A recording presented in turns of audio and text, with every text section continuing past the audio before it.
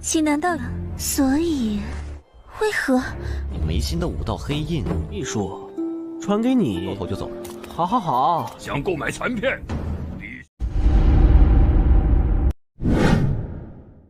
残片能不能买到？全凭大惹怒我们小姐的下场。有钱入围之时吧。 Halo guys, bagaimana kabar kalian hari ini? Mudah-mudahan tetap semangat, sehat jiwa raga ya. Bertemu kembali bersama Lengko Movie di pembahasan alur cerita Donghua Fearless Battle Spirit episode ke-48 versi spoiler. Buat kalian yang belum subrek, bantu tolong subrek dulu ya geng dan nyalakan loncengnya biar gak ketinggalan lagi update terbaru dari channel Lengko Movie. Playlist untuk Donghua ini juga sudah tersedia. Jadi jika kalian masih bingung belum nonton episode-episode sebelumnya, silahkan dibuka saja playlistnya. Dan jika ada notifikasi melayang-layang di layar kaca Anda, harap buka dengan rasa hati ikhlas. Kalau sudah seperti itu, tak perlu malas-malas, langsung saja kita digas.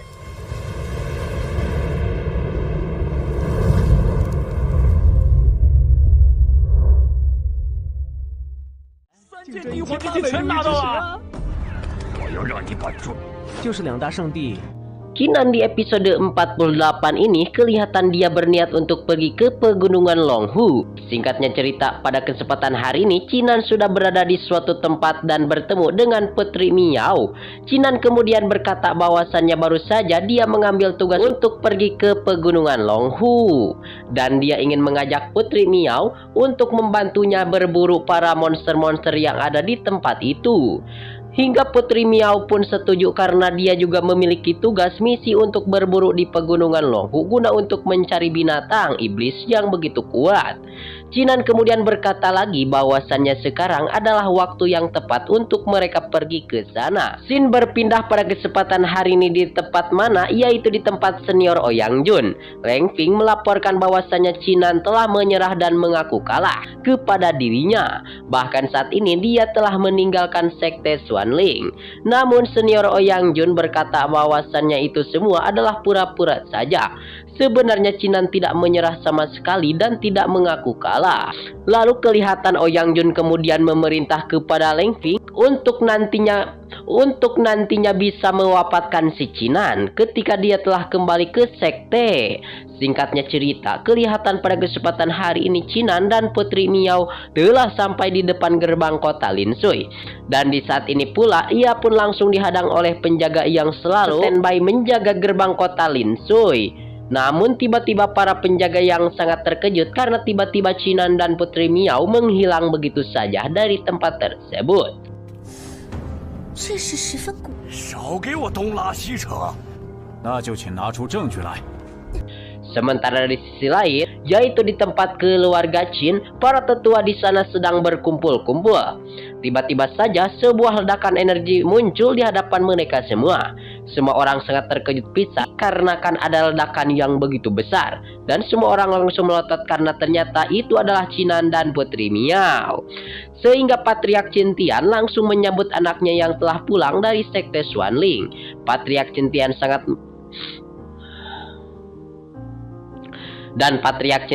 sangatlah bangga kepada anaknya karena dia juga dapat merasakan bahwasannya kekuatan Qinan telah meningkat menjadi sangat kuat. Qin Tian bertanya-tanya bahwasannya Qinan sudah berada di ranah apa dan tingkatan berapa sekarang. Qinan kemudian menjawab bahwasannya dia sekarang sudah berada di alam bawaan atau alam Tian, berada di tingkat ke-6.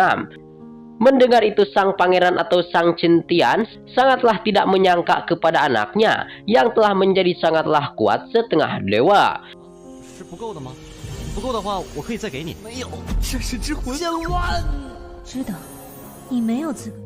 Qin Tian kemudian bertanya kepada sang gadis kecil yang ada di samping Qinan.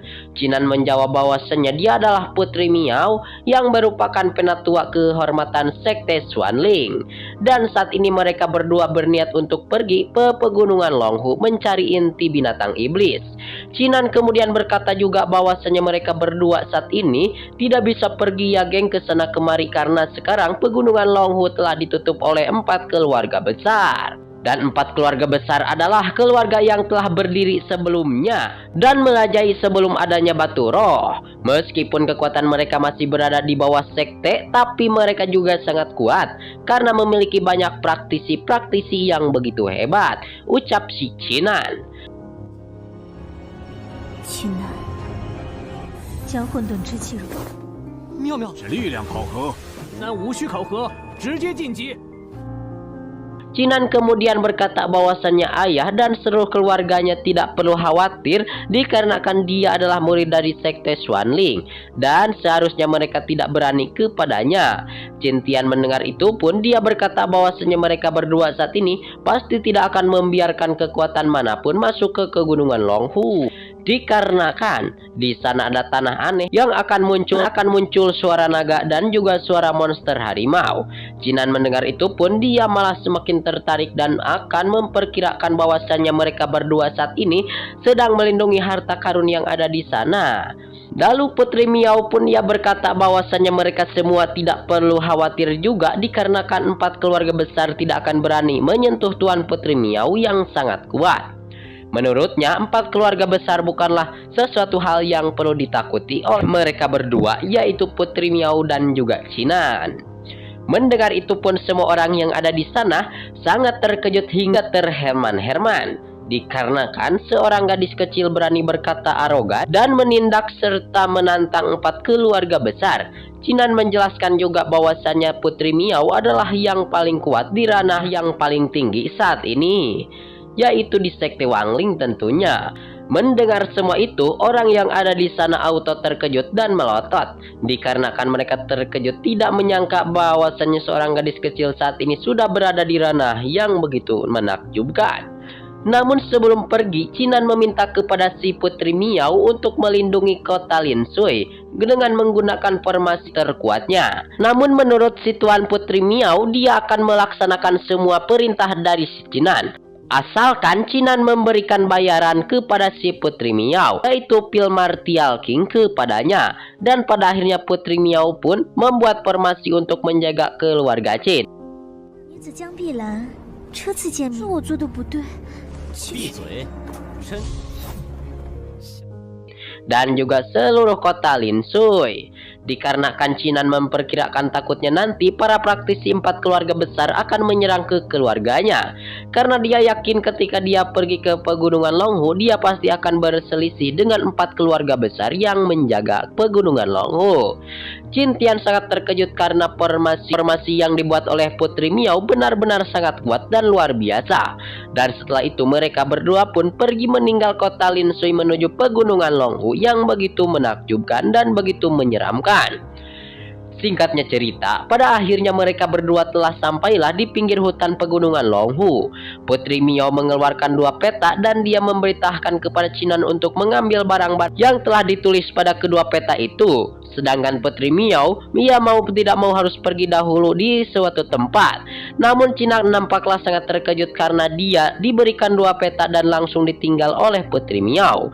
Dan benar-benar saja tidak lama setelah itu Qinan pun membuka peta. Pada akhirnya dia pun sudah berada di suatu tempat dan di sana terdapat sebuah batu besar. Lalu Qinan pun dengan ekstra menggunakan kekuatan mata jiwa dewa perangnya. Menggunakan mata jiwa dewa perang, dia dapat melihat bahwasanya di dalam batu besar terdapat sebuah kristal yang sangat berharga. Lalu Qinan mengingat kembali bahwasannya dia menggunakan kristal tersebut, maka dia akan bisa meningkatkan energi yang begitu kuat di dalam tubuhnya. Dan dengan begitu, dia pun mengeluarkan pedangnya dan menebaskan batu tersebut hingga hancur lebur. Pada akhirnya batu kristal berharga jatuh ke tangan Qinan. Namun tidak lama setelah itu tiba-tiba muncullah serangga kuno yang langsung menyerang kepada Qinan. Tapi pada akhirnya Qinan berhasil menebaskan dengan pedang dan dia berhasil membasmi serangga tersebut sampailah wafat. 谨慎一些，总不会出什么差错。这回要我也等。 Qinan berpikir tarik di dalam hatinya, untung saja serangga kuno hanya ada 1 karena jika banyak maka mungkin Qinan akan ripuh sekali. Tiba-tiba muncullah banyak serangga kuno di sana yang membuat Qinan lah sangat langsung terkejut. dan serangga kuno menyerang kembali kepada Chinan. Tapi dengan cepat Chinan berhasil mengalahkan beberapa serangga menggunakan pedangnya, dan ternyata serangga kuno yang ada di sana masih sangat banyak sehingga membuat Chinan ketar-ketir sekali dibuat oleh serangga itu. Chinan kemudian menyerang menggunakan teknik Baishuan sehingga ledakan besar terjadi di tempat tersebut. Tetapi ternyata serangga kuno itu sangatlah kuat dan membuat Chinan memuntahkan seteguk darah.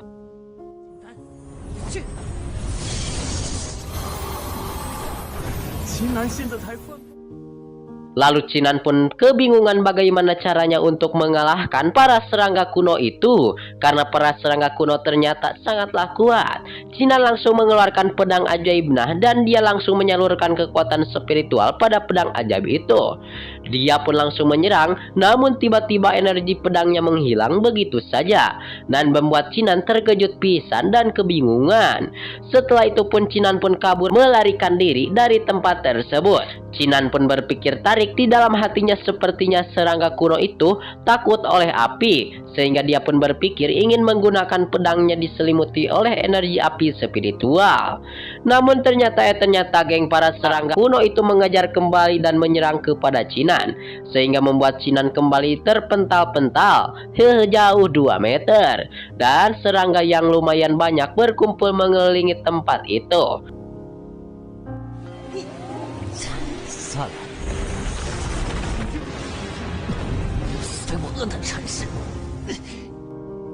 Dan setelah serangga menyelimuti sekitaran tempat tersebut, tiba-tiba Chinan mengeluarkan energi atribut api yang begitu kuat.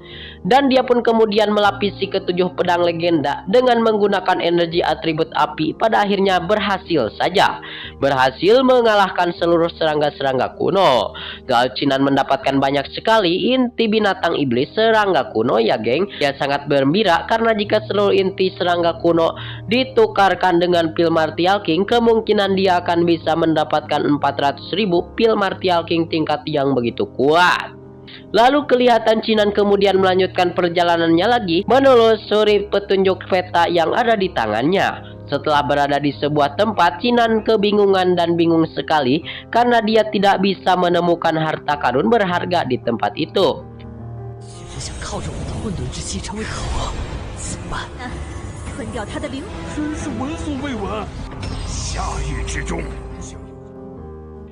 Tiba-tiba saja muncullah sebuah bunga yang bisa berjalan, dan Chinan memperkirakan bahwasannya itulah harta karun yang ditunjukkan oleh peta pemberian dari si Putri Miao. Pada akhirnya siang bunga berharga itu menjadi milik Chinan. Tapi tiba-tiba sekte binatang iblis menyerang kepada Chinan. Namun dia berhasil menghindarinya. Chinanlah sangat terkejut karena itu adalah binatang iblis, sang penjaga yang sangat kuat.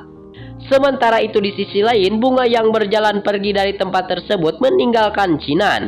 Dan Chinan sangat terkejut. Bisa berjalan tapi sekarang bukan waktunya dia untuk menangkap bunga itu. Betul. Dikarenakan sekarang Chinan harus bisa mengalahkan elang penjaga terlebih dahulu yang sangat berbahaya. Tentunya yang ada di tempat tersebut dengan menggunakan jurus pedangnya. Hingga Chinan akan menyerang kepada si elang penjaga. Dan si elang penjaga pun kabur melarikan diri dari tempat itu.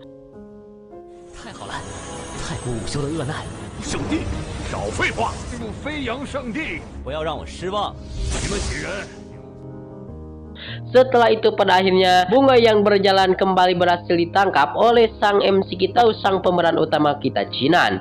Namun tidak lama setelah itu muncullah beberapa praktisi kuat yang langsung bertanya kepada Chinan tentang identitas Chinan, dari keluarga manakah, tentang asal usul Chinan itu, sehingga dia berani memasuki hutan pegunungan Longhu. Selain itu mereka semua juga meminta agar Chinan menyerahkan bunga yang berjalan yang berhasil didapatkan oleh Chinan. Namun Chinan berkata bahwasannya dia tidak akan menyerahkan bunga itu dikarenakan bunga itu telah menjadi bunga miliknya, sehingga membuat mereka semua yang mendekati kepada Chinan sangatlah menjadi marah dan emosi kepada Chinan atau sang MC kita.